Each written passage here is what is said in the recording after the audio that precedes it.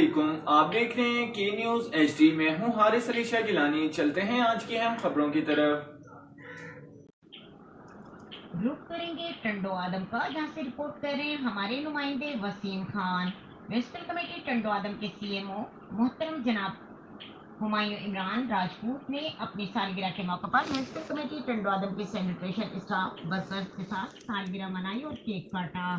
کھانے کی دعوت دی اپنی تمام ورکرز کی دن رات محنت کرنے پر حوصلہ افزائی کی۔ تمام ورکرز نے C M O Humayun Imran Rajput کی محبت اور خلوص کا ان کی جانب سے حوصلہ افزائی کرنے کا شکریہ ادا کیا۔